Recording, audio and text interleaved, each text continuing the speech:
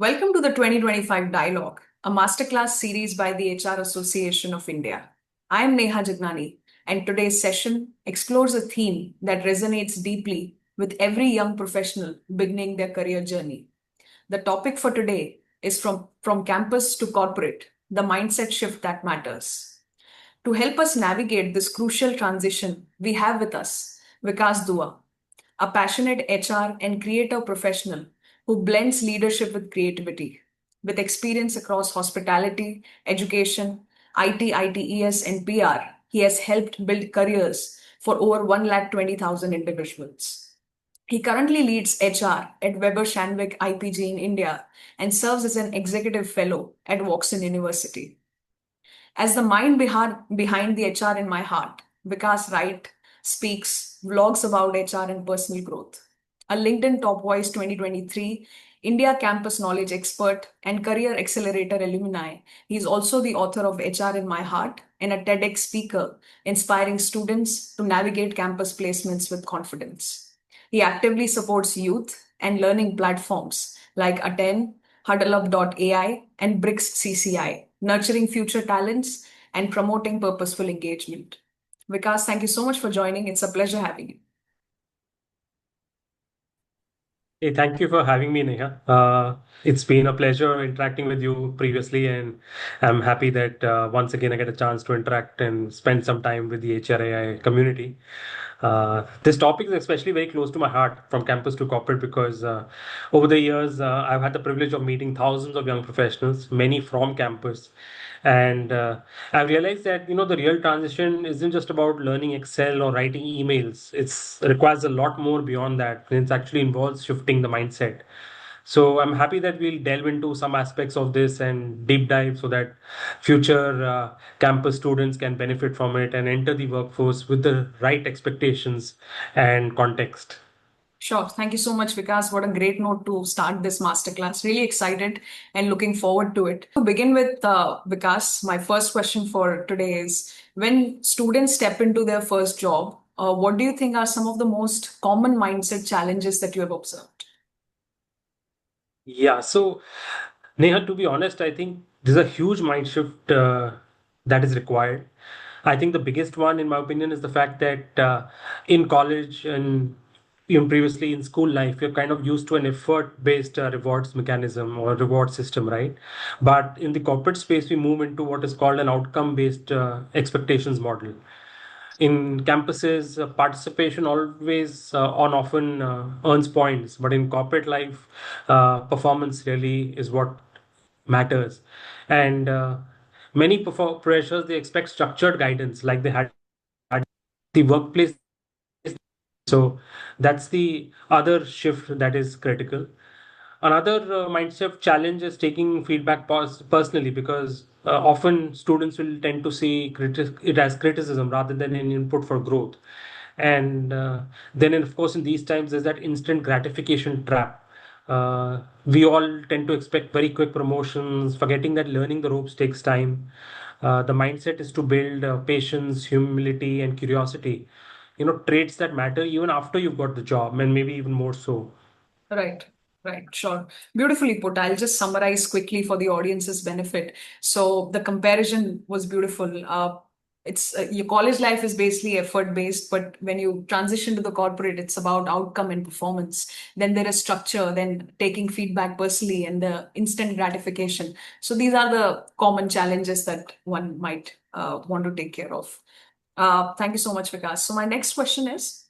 What does professional maturity mean to you, and how can one develop that, in the early stages of their career?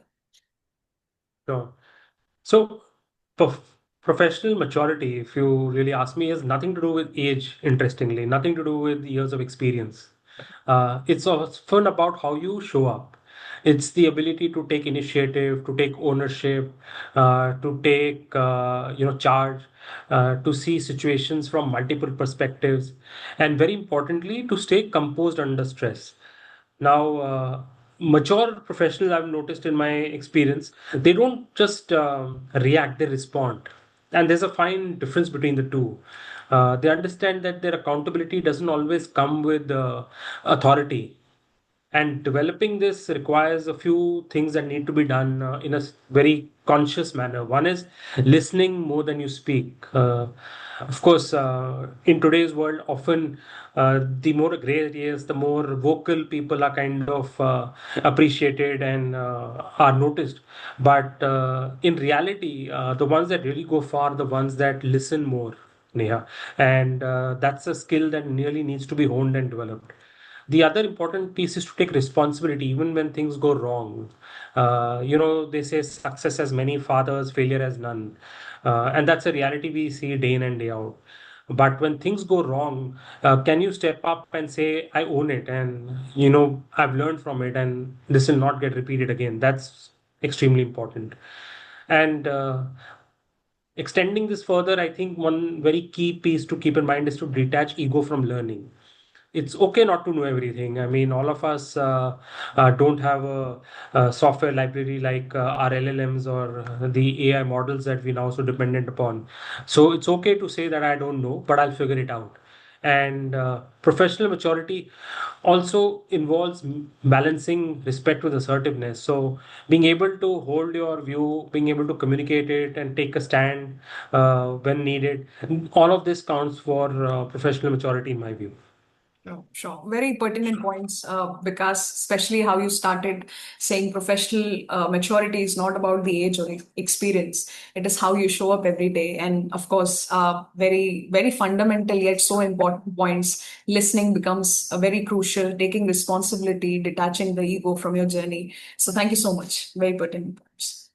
My next question, Vikas, is many freshers struggle, with the expectation that they have in their corporate. So what advice would you give them in terms of managing that expectation and stress?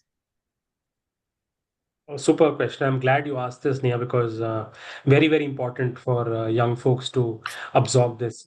The first thing to keep in mind is that whenever you're starting off, remember that you need to accept the feeling that being lost is normal.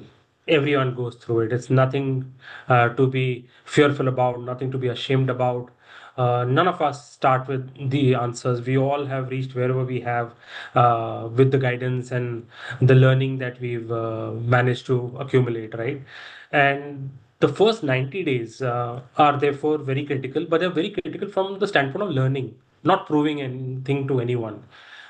It's about being open, about making yourself available to whoever and whatever material is available to give you some learning about your environment, about the organization that you're a part of, right? The second is to manage your energy and more than your time.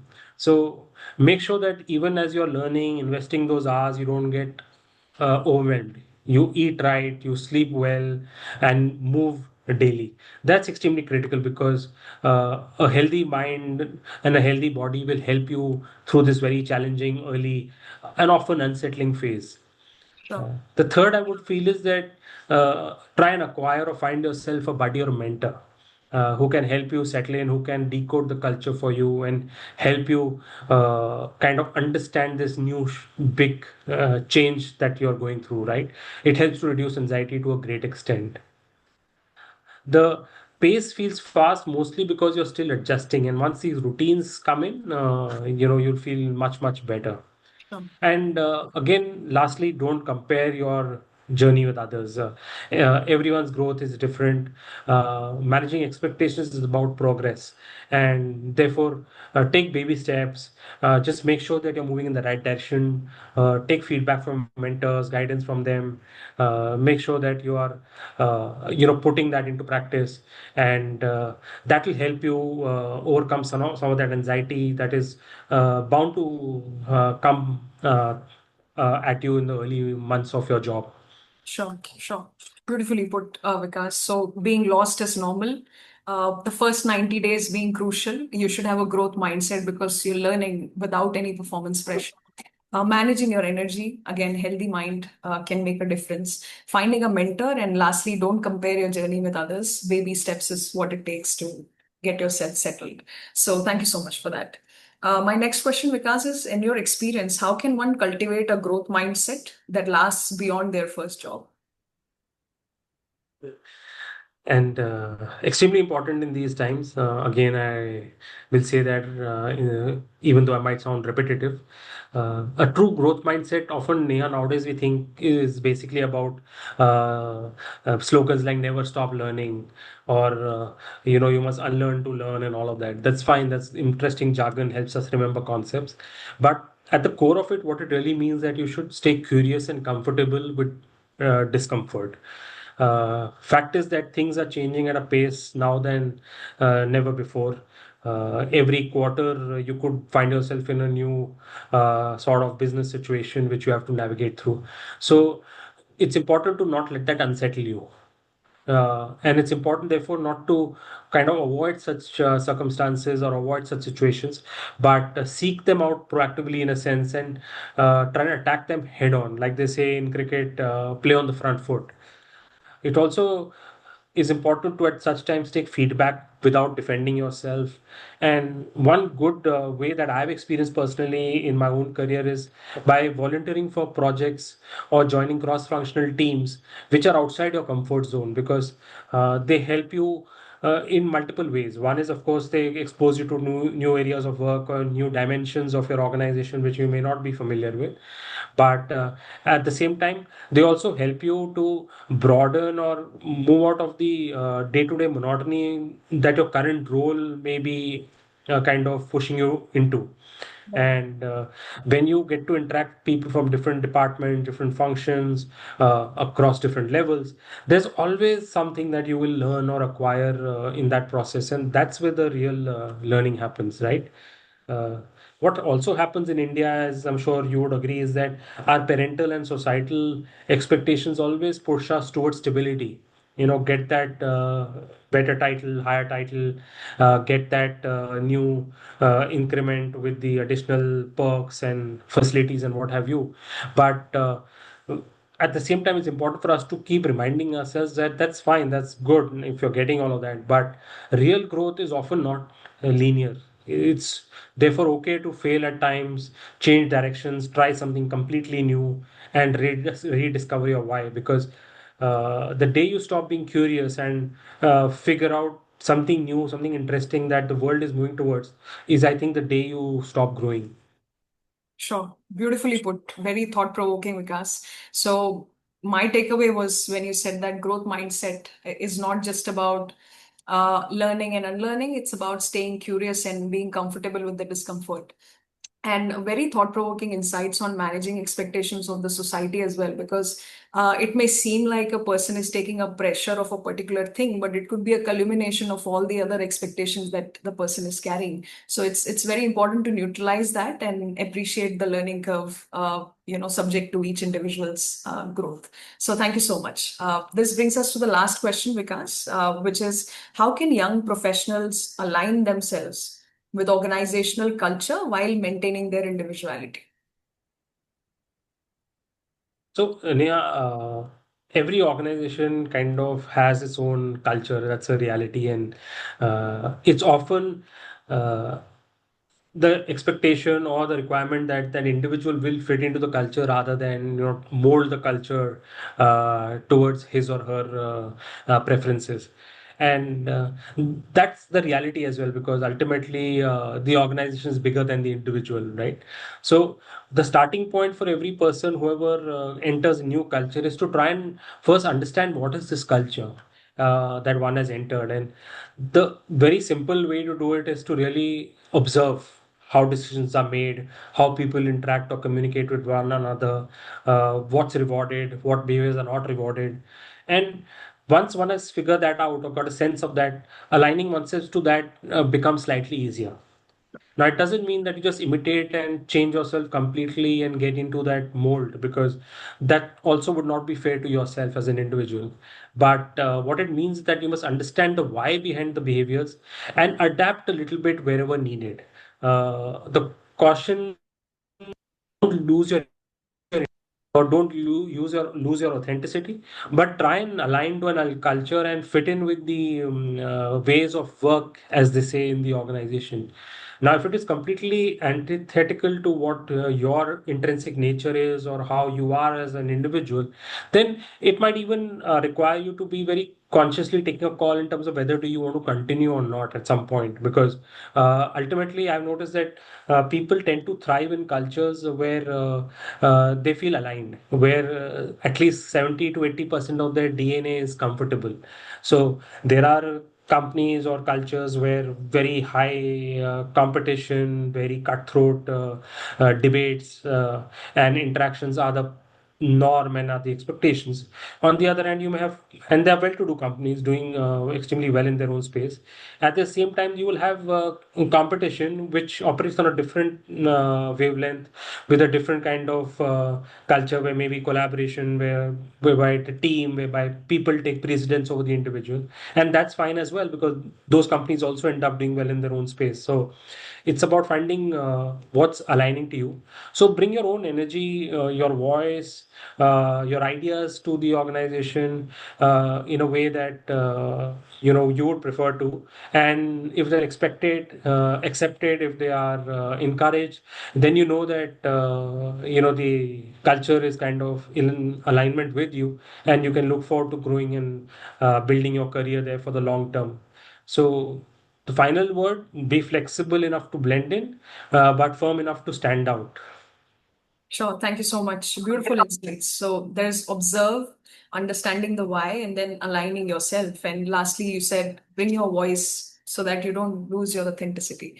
So thank you so much. This brings us to the end of this masterclass, Vikas. Thank you so much for sharing your insights. It was really valuable. And you've reminded us today that the shift from campus to corporate isn't just about the new job, it's about new ways of thinking, learning, and showing up, more importantly. And also that Yes.